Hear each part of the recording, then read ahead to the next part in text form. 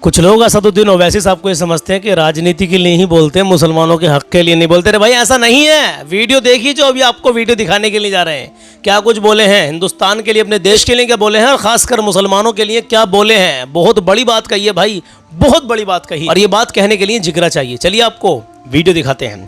तो बराए करम, बराए मेहरबानी, जब वीडियो को प्ले किया ही है ना, तो मेरे साथ मुश्किल से 4 मिनट बने रहना, और 4 मिनट की ही असदुद्दीन ओवैसी साहब की वो वीडियो जो हम आपको दिखाने के लिए जा रहे हैं, हिंदुस्तान के कोने कोने में ये वीडियो जाना चाहिए। पहलगाम हमला जो हुआ था हमारे कश्मीर में, हिंदुस्तान के सब जानते हैं, उसको लेकर के भी असदुद्दीन ओवैसी ने सरकार से एक सवाल कर लिया है, और जो सवाल कैसा है, जायज़ है या फिर सही नहीं है, आप लोग सुनते ही समझ जाएंगे कैसा सवाल है और करना चाहिए या नहीं करना चाहिए। आप अपना मशवरा भी बता देना। चलिए वीडियो आपकी स्क्रीन पर। उससे पहले एक बात और कहना चाहता हूं कि इस चैनल पे सलमान रज़ा रिएक्शन पे पहली बार आए हों तो सब्सक्राइब करके बेल आइकन का बटन दबा कर रखें। अल्हम्दुलिल्लाह यहाँ पर आपको अच्छे और सच्चे पैगाम न्यूज़ की शक्ल में मिलते रहेंगे, या और भी दीन और दुनिया की बातें आपको यहाँ पर अल्हम्दुलिल्लाह मिलती रहेंगी। मेरे साथ बने रहना। देखते हैं असदुद्दीन ओवैसी साहब ने क्या क्या सवाल करे हैं सरकार से, देखिए जरा। अगर तुम ये कह रहे हो कि बिहार में बांग्लादेशी रोहिंग्या आए, तुमको उसकी खबर है, तो पहलगाम में वो 4 टेररिस्ट कैसे पहुंचे मेरे को बताओ। तुम्हारा एडमिनिस्ट्रेशन आग बंद करके बैठा था ताकि वहां पर 26 हमारे हिंदू भाइयों के सरों में गोली मार दी जाए। अरे दुश्मन भारत का हमारे दरवाजे तक आकर दस्तक दे रहा है, और आप भारत में कोई कह रहा है ये मत करो, वो कर दो, घर तोड़ दो, बुलडोजर तोड़ दो, मस्जिद छीन लो। भारत को खतरा पाकिस्तान से है, भारत को खतरा चीन से है। अब तो बांग्लादेश में चीन और पाकिस्तान घुस गए। ऑपरेशन सिंदूर को जारी रखो जब तक कि वो 4 टेररिस्ट, जब तक वो पकड़े नहीं जाते जी, जब तक वो मारे नहीं जाते जी, हम तुमसे सवाल करते रहेंगे जी। और कोई वहां पर अनाप शनाप बयान देता है कि अज़ां को बदल दो, फुला को बदल दो। अरे मोदी जी, भारत को अब क्या करना चाहते बताओ आप। मैं बीजेपी से कहना चाह रहा हूं, अगर आप इस मुल्क से मोहब्बत करते तो बताओ, क्या ये सच नहीं है कि भारत को खतरा पाकिस्तान से है, भारत को खतरा चीन से है। अब तो बांग्लादेश में चीन और पाकिस्तान घुस गए। अरे मुल्क को जिससे खतरा है तुम उसकी तरफ तवज्जो करो ना। तुम मुल्क के अंदर ये क्या कर रहे हो। चीन हर तरफ से भारत को घेर रहा है।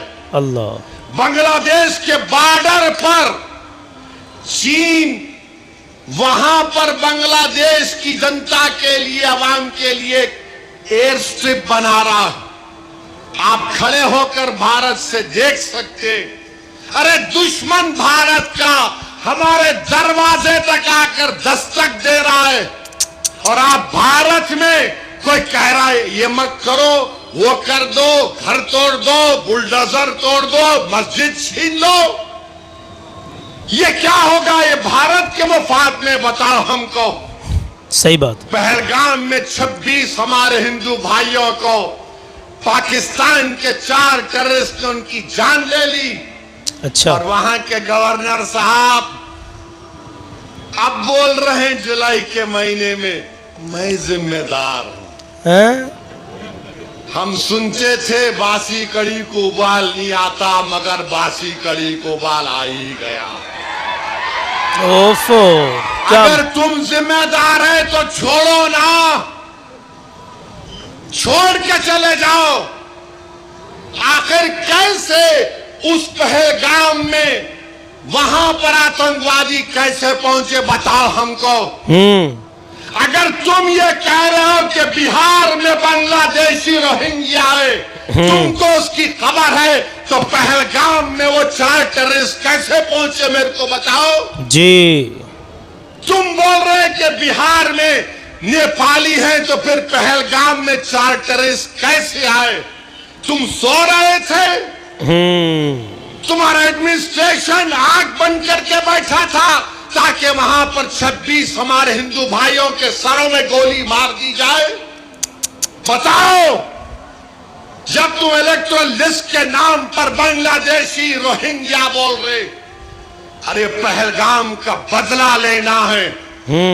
ऑपरेशन सिंदूर को जारी रखो। जी बिल्कुल। जब तक कि वो 4 टेररिस्ट जो भारत के 26 लोगों को उनका मजहब पूछकर गोली मारे, जब तक वो पकड़े नहीं जाते, जब तक वो मारे नहीं जाते, हम तुमसे सवाल करते रहेंगे। पहलगाम मोदी हुकूमत की एक सिक्योरिटी लैब्स का एक कामयाब आपके सामने एक एग्जाम्पल। एक सवाल बड़ा अहम निकला भाई कि बिहार में रोहिंग्या मुसलमान आ गए।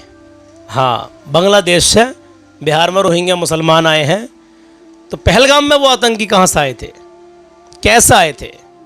जब तुम उधर का पता निकाल सकते हो तो उधर का भी तो पता निकालो कि वो कहाँ से आए थे और कैसे आए थे, वो आए कैसे थे वो।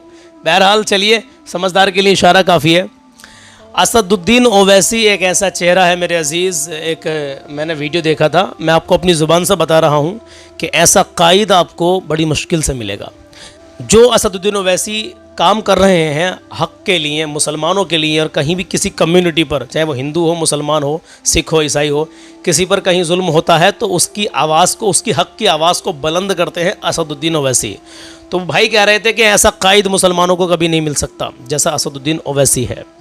तो भाई बड़ी पावरफुल बात वो कह रहे थे, मतलब कुछ बड़ी जिम्मेदारी के साथ में कह रहे थे। तो कोई तो बात है जो कह रहे थे जिम्मेदारी के साथ में। अभी हाल ये बना रखा है आवाम ने अपना, कुछ लोगों ने ऐसे हालात बना रखे हैं, कह रहे हैं कि असदुद्दीन ओवैसी जो है भाई बीजेपी से मिले हुए हैं, हाँ तभी तो इन पर कोई केस नहीं होता, इतना कुछ बोलते हैं उनके खिलाफ। अरे भाई वो क्या यार, उनको तुम हल्के में ले रहे हो, पढ़े लिखे इंसान है भाई, और ऐसे जो भी बात बोलते हैं वो संविधान के दायरे में रह कर के बोलते हैं। आपने देखा संविधान के जब इन्होंने शपथ लिया था तो क्या बोला था? हिंदुस्तान जिंदाबाद, फ़लस्तीन जिंदाबाद बोला था ना इन्होंने। इनको पता था, इनको मालूम था कुछ नहीं होने का है। क्यों इनके ऊपर कुछ नहीं हुआ? क्योंकि अटल बिहारी वाजपेयी जो प्रधानमंत्री रह चुके हैं पहले कभी, उन्होंने भी फ़लस्तीन का साथ दिया था। समझ गए आप? कोई फ़लस्तीन जिंदाबाद, पहले हिंदुस्तान जिंदाबाद बोले, फ़लस्तीन जिंदाबाद बोले तो उस पर कोई केस नहीं होने का है।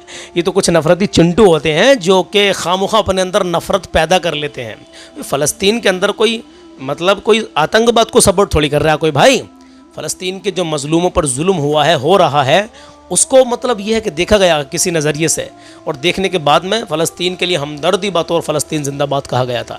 और किसने जुल्म किया है, कितना जुल्म किया, ये आप सब लोग जानते हैं, बाखूबी जानते हैं। मेरे इस बात लंबी हो जाएगी, अपनी बात को यहीं पर ख़त्म करते हैं। कुल मिलाकर के असदुद्दीन ओवैसी साहब ने जो कुछ बताया है, आपने सुना है, इस पर आपका क्या मशवरा है कमेंट बॉक्स में ज़रूर पेश कर देना और आगे वीडियो को शेयर कर देना। जज़ाकल्लाह, अपना ख्याल रखें, अल्लाह हाफिज़।